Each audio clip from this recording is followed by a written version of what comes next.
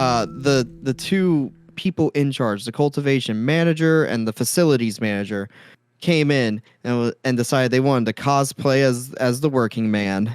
And so they put the scrubs on and they're over at one of the pallets and they are destroying these fucking plants. It hurts my heart, Brett. I look over, I'm like, oof. One of them lasted about 30 minutes. They did one pallet and the other one lasted half a pallet. And then he called me over. He's like, hey, can you help me finish this? And I looked at it and I'm like, brother, it was finished 10 minutes ago, but okay. So I'm going through there and I'm trimming all the fucking things and I'm like, oh, Cody, shut up. Don't say anything. You fucking just shut your loud mouth. You know you want to, but motherfucker, you're not hired on yet. Shut the fuck up. And he's like, so how long you been here? I was like, tomorrow's my 90 days. He's like, oh, that's cool. You like it? I go, it's all right for the most part. He's like, just shit on this guy. He's like, for the most part, what does that mean? And I'm like, man, that's a conversation that's gonna take way too long, way too much time. We don't got it. So then I was like, oh, that was shitty. I don't want to do it like that. Let me play Uno reverse card real fast. So how long you been here? He's like 45 days, and I'm like, oh, sick. All right, I'm here half more than you. That's awesome. Okay, where'd you come from? He's like, oh, I was over at True Leave in Tallahassee, and I'm like, oh, cool. Okay. By the way, hey, that one went under. I don't know if that's related at all, but that one's not around anymore, and everyone who runs my facility is from there. Isn't that fun? So, you know, he kind of like sees some parallels. Brett, I've seen Bright Sun's films, Bankrupt. Yep. I know the signs. Yep. I'm a bit of a bankruptcy expert at this point, I feel like. And, you know, I'm just like... And then he was like, what were you doing before this? And I went through the whole rigmarole of tattoo manager. Yeah. Where were you? And I'm just like, all right, this is done. Bye. And I just left. He's like, hey, thanks for helping out, man. He gave me a fist bump. And I'm like, oh, we're going to have a meeting eventually, aren't we? And anyway, that's the intro for this episode of MAMS. How's it going, everyone? Okay. Capitalism is awesome. I love it. It's not at fault at all whatsoever. Brett, do you agree? Do you feel fulfilled as a worker? So fulfilled. It's awesome. I love it so much. Dude, your creativity you got papers, right? You went to school. I did. You got papers to do stuff. You doing the stuff now. How do you feel? I don't know. Was it a waste of time? Not yet. No, okay. Not yet. It's funny. It is funny. We talk about it a lot because like everyone's from Full Sail, like everyone, and you can sit there and be like, okay, who actually like paid attention? You can see. But I don't know. It's easy. Perfect. It's just too easy. It's an easy job. It's too easy. But you know what? It's perfect background activities to listen to a damn good album, and that album being Kingdom of Giants Passenger. Brett, it was your pick, and I would like to know your background on that pick. Why'd you pick it? All right, so this was purely. It wasn't an accident, but like I wasn't expecting this one. These guys just have always popped up in my like the Spotify playlist, you know, when I'm listening to anything else for some reason, and I've always liked it, and so I just happened to listen to this album a couple of weeks ago, and so it was still when I clicked on Spotify to try to grab a fourth album for the wheel, it was on the most recent, so I was like, oh, okay, I'll put it there. And then I landed on it, so this is what we're doing. So complete dark horse of an album. Yeah, just was like not expecting this at all, really. Just a pure coincidence. But it's funny that as soon as we picked this, like the next day, all over Twitter on the metalcore community, everyone was like, "Oh yeah, dude, like this was a slept-on album." It's like we knew all along. Dude, started the trend. Everyone's watching. Dude. Forget everything you know, Brett. Yeah, I never heard of these guys. I see you playing the album before this, the black one with like the roses. Yep. I've seen that play on your Spotify a whole bunch, so I'm like familiar enough. But fresh fan over here, you know, and yeah, I really liked it. Good. Like Good. the last couple of albums, like we've listened to, you know, when we pick them, I've been like, either I know them because I'm the one picking them and we've already listened to them before once upon a time, or it's like, you know, like Miss May I, and I'm like, okay, I know what we're getting into, but we didn't even like, there's no singles leading up to this. This is just fucking cold turkey, you know, fucking straight on in there, and I had no idea what to expect. You even said they were Jesus, and Brett, I was well, another Rules at the Gate episode. I know, that's why I was trying to quickly. I was like, no, not really. Like, get back in. Less Wolves at the Gate, more Silent Planet. Yeah. Ironically, they just announced a tour together this week. So we're going to that, right? Okay. Oh yeah, absolutely. So yeah, no. And I think maybe because it was that, I had no idea what to expect. That I was very pleasantly surprised, and how much I liked coming back to this. It didn't feel like homework at all, you know, and it fucking flows so well. Yeah, like the first time I got to the last song, I was like, shit, it's over already. I want more. Fly through this. I wanted more. Yeah. Yeah. No, I agree. I agree. It was really fun. It's funny. I was even telling Josh the last song. The only reason why I even know it's the end is because it's kind of it sounds like Linkin Park to me. Yeah, that weird chord that they go to. I'm like, oh my god, that's such a Linkin Park moment. That's so cool. There's a lot of those on here, and I think that's maybe another reason why. But before we get too deep into it, probably should just sell out a little bit. Hey, if you're on YouTube and you're watching this, you like it, hit that subscribe button, leave a comment, let us know the question or the answer to the question of the day. What's your favorite moment on this album? If you've heard it, go listen to it. If you haven't, let us know below. My favorite moment, Brett, you just mentioned it, the last song, when he goes, cash rules everything around me, it makes my ears happy. When that first came in, I was like, are we doing a Wu-Tang breakdown? Hello? What? Okay. What? We're covering Wu-Tang in a metalcore song? You know what's funny is the older stuff. This is actually a part of the sound of the band that they took out. They did rap before. Oh, really? Yeah. That's funny. Yeah. Hell yeah. Not a lot. Also funny, but every once in a while they would. Also funny, I didn't realize it until I had to start actually doing the work for the episode. Courtney is on there. Yeah, from dude. Spirit Box. Yeah, I didn't know that either. I just heard it. I was like, no fucking way. Yeah. That was cool. Yeah. Bro, what's your favorite moment or in song or whatever? Yeah.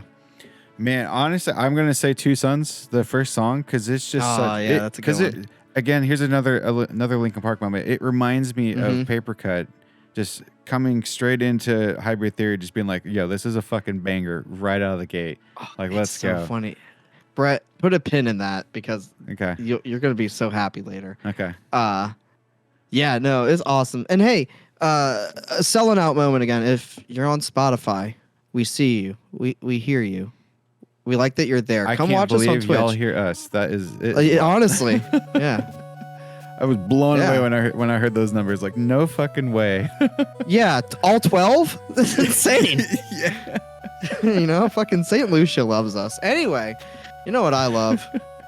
This here, the 4th studio album from Sacramento's own post-hardcore metalcore alt metal band Kingdom of Giants, Messenger, released October 16th, 2020, big old, right in the smack dab middle of COVID, via Sharp Tone Records, their first album under Sharp Tone. Has 12 tracks coming in at 46 minutes and 5 seconds. The performers, this is where it gets interesting. Brett, you once again have picked a band, I'm sure I've done it too, where there is no Wikipedia. That was one of the first fun things about building this episode. There's no Wikipedia for this fucking thing. So I had to do some actual journalistic reporting and do some research. And in doing so, I see a suggestion on Google, Kingdom of Giants Wikipedia. And I thought, well, that's weird. Why didn't that come up straight away? Why wasn't that the first thing on? It's in Dutch. No way. For some reason, their Wikipedia page is only in Dutch. I don't get it.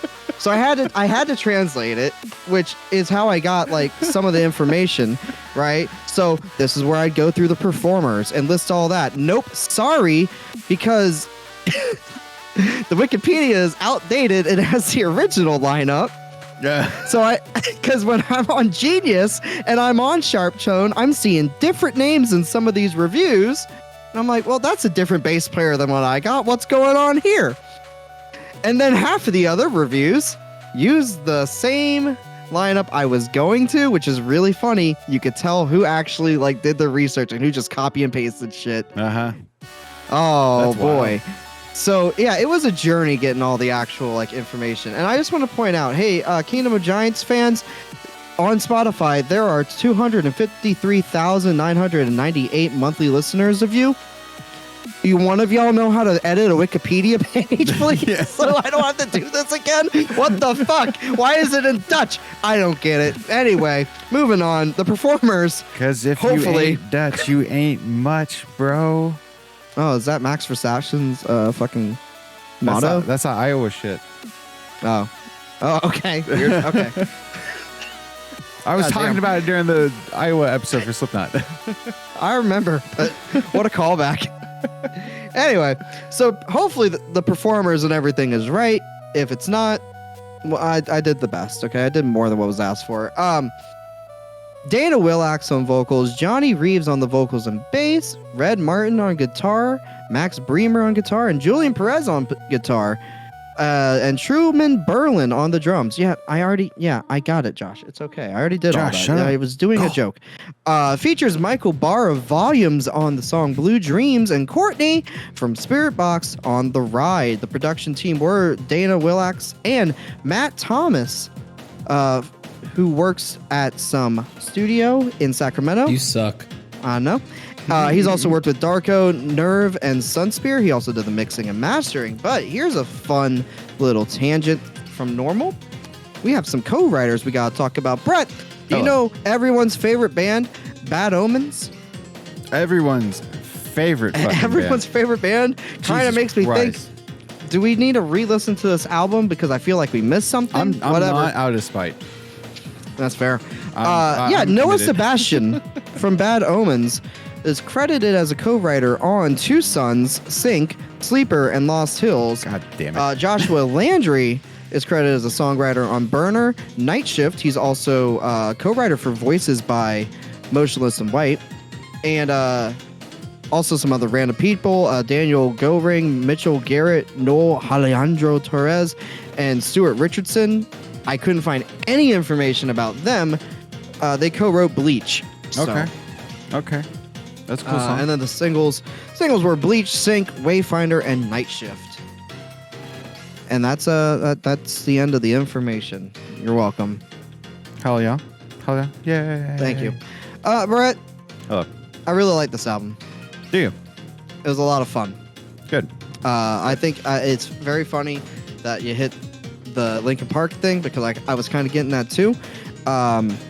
Especially with the vocals, bouncing between the screams and the cleans, in a way that like not other metalcore bands kind of do it. Mm-hmm. But it felt more like Mike and Chester. It felt more like Tom and Mark and Blink. You know what I mean? Like kind of like not just adding to what the other person is, but having your own. There was an equal purpose. balance. And, Yeah. There was a purpose. Yeah, exactly. There was reason to have two of them there. Mm-hmm. And yeah, dude, they killed it. The breakdowns are fucking sick. Breakdown. Awesome. The breakdowns are awesome. They're old band listings that I just said that whole tirade about. Mm-hmm. Did list a keyboarder who used to be their other clean singer, I guess. I don't know if there is someone who actually does the keys or the programming in there. Maybe if it's that one of was the other the one guitar that players. did all the rapping because they didn't rap in this album, but they did the album before. Oh, maybe. So maybe. Yeah. But like the keys on the breakdowns are super cool. I don't know, just all around is really, really fun. And like I kind of alluded, like my favorite metalcore album we've done recently. Really? Like I was surprised how high I rated this. Yeah. Okay. Like it hit all the right notes. What about you? I mean, you know, this has been on my rotation for a while. Like I've always liked these guys, but this it was really fun, and I really enjoyed the radio after as well. You know, usually like with Dark Suns for Basic or something, like I'll leave it going for a minute because I'll get a lot of Bill Murray and stuff like that. It's like, okay, that's cool. You know, Bill Murray and Chunk basically, and it's like, what more do you need? Yeah, exactly. And it's like, I'm fine, you know. But this one, I was expecting, it does have a lot of Fit for a King, but it's got a lot of bands like Currents and stuff that I wasn't really expecting as well. And it's just kind of, I don't know, it just feels like I'm expanding my library a little bit that I haven't done recently. And I don't know, it was a really, really fun week. Enjoying it was a really fun week.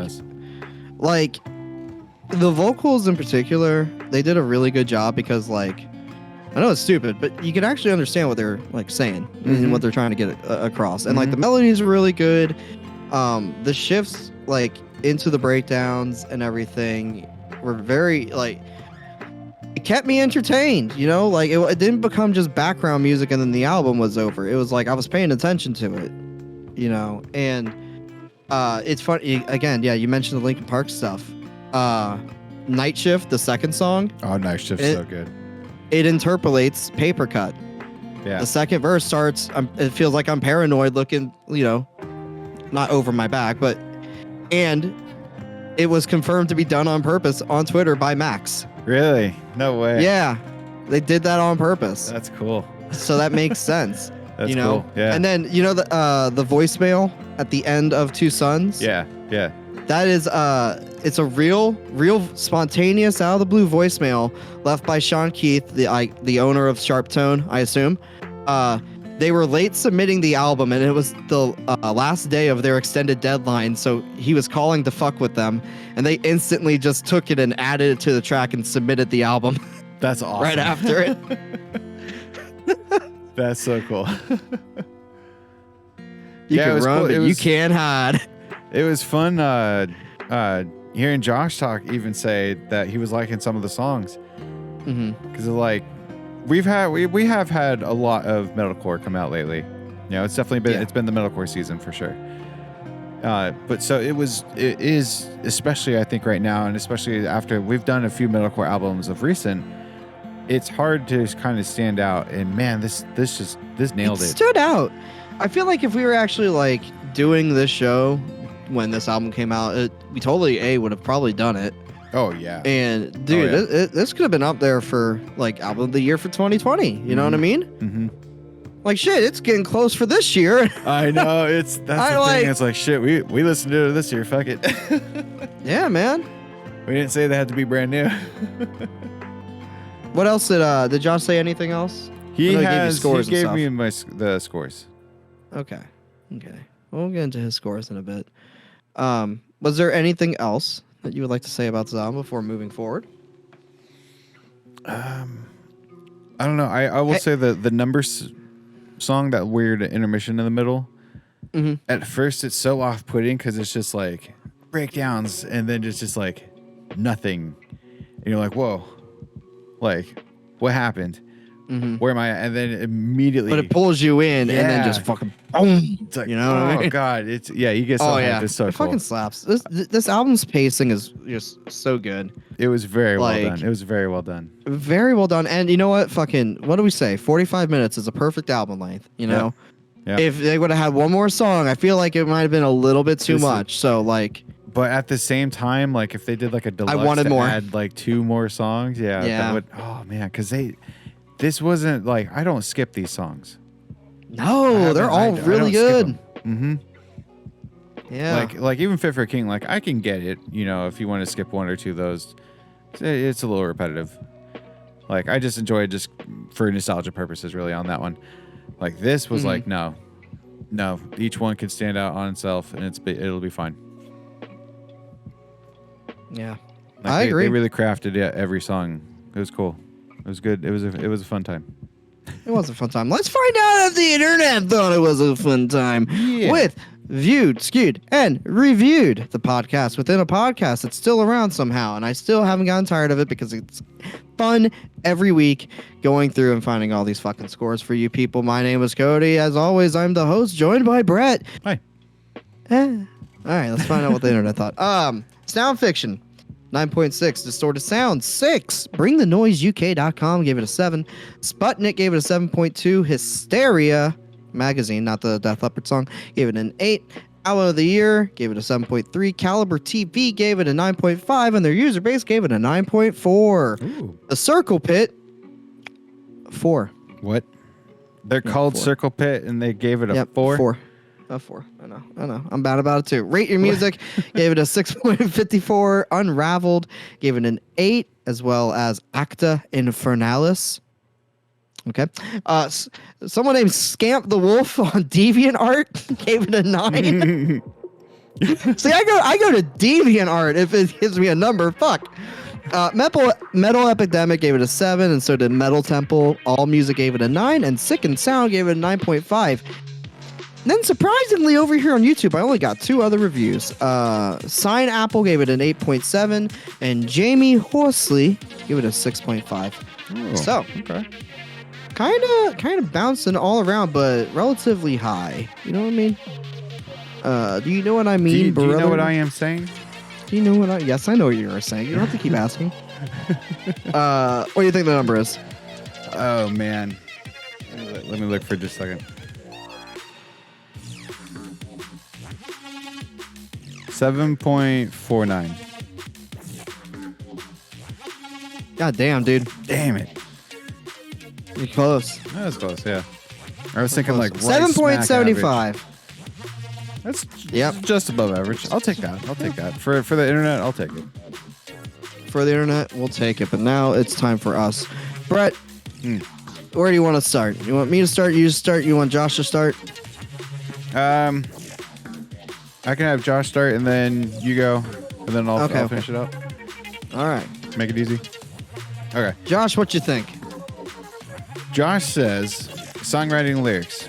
Some of the lyrics are corny, and some of the lyrics work well with the vibe. I will say I don't love the Architects riffs everywhere though. I'm starting to get bored of it. Average, 7.5. Yeah. Musicianship. They are thrown down, lots of cool riffs, heavy-ass breakdowns. Not super technical, but groovy. 8.3. Production.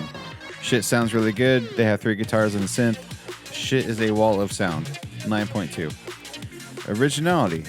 Better than most in modern metalcore, but nothing innovative. 7. Memorability. I don't have enough time with the band to give a shit to remember. LOL. 6. Giving it an average of 7.6. Oh, wow. So he was real close with the internet. Yeah, he was pretty close with the internet. Okay. All right. Brett, I disagree. Do you disagree? Good. I disagree, but in a positive way. I am the internet. Songwriting lyrics I really vibed with. And you're always going to get bonus points if you're going to reference Wu-Tang. That was really fucking rad. You referenced Linkin Park on purpose. That's really fucking rad. I thought the features did really well. They gave a lot of time to the volumes guy. Yeah. And the song that he was on, and that was nice. Courtney sounded really good. I feel like she was kind of underutilized, but this is also like at the beginning of Courtney's feature career. I mean, yeah, I don't think a lot of people knew what to do yet. Yeah. But we know now. So if this came out this year with like After Eternal Blue Courtney, I think that it would have been like, would have been much we need different. a big old soaring number. And I bet you a lot more people would have known about this. Oh, 100%. You know? 100%. At the time, they're doing her a favor, but now... Yep. Now it's... Oh, man. You know. So I gave the songwriting 9.54. What about you? I'm giving it a 9. 9. Yeah, I saw it 9. Because it was... I wouldn't say it's cheesy. It's just slightly repetitive just because every song is catchy as fuck. Yeah, but You know? that's the thing. Hooks can be repetitive, but they're good hooks. They're still good hooks. Yeah, But that's the important part. It does get a little repetitive, so I'm just going to take a little bit. Right, if you would have never told me that this was a Jesus band, I would have never guessed. Like I didn't get any hints of that, and that's great. I like after hearing this, I'm not sure if they really are, or if like because I heard them a lot with for all eternity. That's how I really found these guys, and they are Yeah. Oh man, they're Jesus. So they're bringing the Bible to the show. yeah, Yeah, wolves of the I gay know. war of ages. They're gonna have a fight on Jesus power, but so I've always put the two bands together. So I don't even know. I don't know if they really are fully Jesus or not, or if they're just associated with Jesus bands. Like, Or a lot of they've just metalcore is. gone the August Burns route, red route, Yeah. or the Silent Planet route, Right. or And- even the Under Oath route. Where it's like, We used to be Jesus Band, and now Now, kind of a bad look, brother. yeah. Anyway, musicianship, Brett, give it to me. Oh, dude, they're amazing. They're amazing. Yeah. I will say, I'm gonna agree with Josh again. I'm gonna give this a 9.5 though, to be honest, because it's not. You don't hear the craziest of technical stuff, but it's still so cool, and they're doing shit I can't do. So, That's fair. It's I'm gonna have to give Fair it to enough. him. Fair enough. I gave it a 9.72. 9.72. Okay, nice. Yeah, for everything that you just said. Again, pleasantly surprised. It's just weird that like, why did this one vibe with me more than say Fit for a King or Miss May I did? Well, not saying that those were bad albums. I enjoyed those albums, but like this one, I don't know. This one, like, I just wanted to keep coming back to. Yeah. Like, even though I made it a point to listen to it every single day at work. Those other ones, there were days I skipped. I'm still not tired of it. Yeah. Yeah. I'm kind of sad that we're done with it. Like, when we had to push the episode back, I'm like, oh, sick. I know. 4 I days. thought the same thing. I was like, okay, oh darn, I had to keep listening to this. But that's what happens when the production's a 10. And Brett, the production's a 10. Production's a 10. Agreed. Yeah. There is a lot of spirit box in it. And you know what? Maybe that's why. Originality. I give it an 8.64. Really? Yeah. I'm going to side a little bit with Josh on this one. It is. I'm going to say 7.5 because I can still. I can point this out in a lineup of songs because I've listened to it enough now that I know the songs. But there are a lot of Architects. There's a lot of Linkin Park. There's a lot of Spirit Box. You can hear the influences a lot. It's not a bad thing. I don't think this is a bad thing. It's just the reality of it. Hey, you can wear influences on your sleeve. It's fine. It's fine. Yeah. As long as you do something with it. Yeah. And like, because there's a difference between all the bands that sound like the Architects and Bring Me the Horizon that have come out, where we don't feel that way about. We've done a few of those bands, or like Architects themselves, Wage War. Architects themselves kind of did it to themselves. So I don't know. I just felt like there was enough different here. I don't know quite.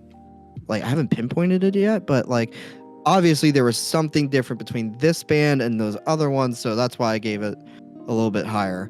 My memorability, 8.24. I don't remember everything about it, but I remember more than I don't. I'm gonna give it a 9 because I don't remember all the lyrics. I'm starting to just because I've heard it so many times now.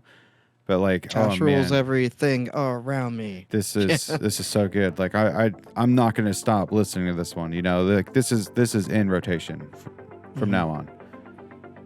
Yeah. 100%. I agree, and that's why I gave it a 9.23. Brett, dollar bill, y'all. What you give it? Overall, my score came out to a solid 9. A 9 on the dot. So On I the got dot. higher than you. Wow. Did you? I think the 9.23, dude. The originality, that's what did it. Yeah. But 9.23, probably. nice, dude. Yeah, Nice. I'm Hell happy. yeah. I'm pleasantly surprised. Hell yeah. Okay. I've got the score. Okay. Let's bring it on down to Funky Town. Oh, I'm gonna have to scroll that down a little bit. All right, let's see. Where are you going? So Josh has a 7.6. I have a 9. have seen where it goes, and I agree. Oh, man, so 9.92. That's already going to push it up pretty far. But the 7.6 will push it down a little. Oh fuck. Okay. I'm gonna say some bold shit. Say it. Be bold. 12. Oh man, you're so close. Josh thinks it's 18. Josh thinks 18. Okay. All right. Brett is closer. It is actually 13. Knocks down the Deer Hunter. Oh, because I saw Linkin Park, I was like, oh, dude. You're very close with the Linkin Park. Wow. Yeah. I'm now the fun part. What is it? It's a wide berth between 859 and 866. Yeah. 863. 863. That's what I'm Josh. thinking. Josh says 8612. Ooh, between the two, you're so close. It's 861. Oh. Damn. Damn, it is right. That's a solid score. I'm cool with that. I am very cool with that. Look at that. Right next to Silent Planet, right next to Linkin Park, right next to... Dude, we know the lead singer of Crystal Lake now. Maybe. Oh man, if he wins, that'd be funny. We'll talk about that when we get there. But yeah, and then right below it, Spirit Box and Day to Remember. Perfect. I think that's perfect placement. That's an exact placement for that thing. Wow. Absolutely. Solid. Well, very cool. Solid. Brett. Yes. Bring me up a wheel. Give you the numbers 1 through. Let's see, 1 through 8.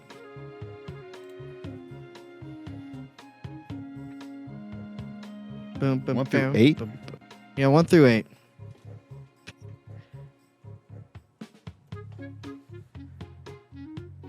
Perfect. Josh, spin us. All right, let's go. Doing it for Dale. Oh, wow. Okay. Wow. All right. It's funny. That's funny. That's really fucking funny. Okay, so I'll go through the others. Okay. Number 1 was Nightmare Anatomy. Still trying to get that one. Still trying to get Aiden. I really want to listen to it. Okay. But I'm holding off. Number 2, I got a little spicy. I went with They're Only Chasing Safety. Safety. Ooh. I wanted to throw back to Under Oath. Yeah, dude. Number 4, Inner Shikari, Flash Flood of Color. Still trying to get that one, the next Inner Shikari one, but it's fine. And then here's where I went very retro. Bleed American by Jimmy Eat World. Really? I've been listening to a lot of Jimmy Eat World at work, Brett. Okay. What was that, 2000? And 2002. Oh, 2. Yeah. Gym Class Heroes Paper Cut Chronicles. Oh. That would have been fun. Oh, I would like that one too. Yeah. Lies for the Liars by The Used was number 7. Oh, I like that one a lot too. Yeah, I know. And then number 8 was City of Evil by Avenged Sevenfold. Oh, but I like that one too. Yeah. They're all good, but the one we're doing, number 3, For Dale, is the only one that's new. I mentioned it earlier. It is the new album from Action Adventure Imposter Syndrome. Okay. Interesting. Cool. Hell yeah. Right? I was like, there's no way it's going to be that. And it's that. Hey, awesome. Man, let's see if we can go 2 for 2 on these.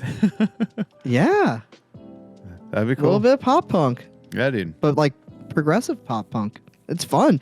I threw on their radio and it was great. And I was like, oh shit, this is fun. There's a lot of Bill Murray on that radio station. I was like, ooh. I think that's why they've been popping up on mine, because of the Bill Murray stuff. Yeah. Hell yeah. But all right, dude. Let's just get. Why are we punishing ourselves? Let's just do banger albums. Like Let's that's just it. do bangers. Fuck Yeah. it. Who cares? Yeah, fuck it. Gives All a right. shit. Brothers, that is all for this episode. There is not a single whitey in that whole band. Josh, you're right. Josh, you're right, man. And that's why I love it, man. Hell yeah. I miss Josh. Josh, get on back on the fucking show. I know, right? God damn. About goddamn time. Josh knows how to break me. Anyway, that's it for this episode. Thanks for hanging out. Go, I know, on Wednesday, but then, I date a pirate. Come join us live thanks for watching on YouTube. Thanks for listening on Spotify, watching on Spotify, whatever you're doing. And yeah, come hang out with us. Yeah. Bye.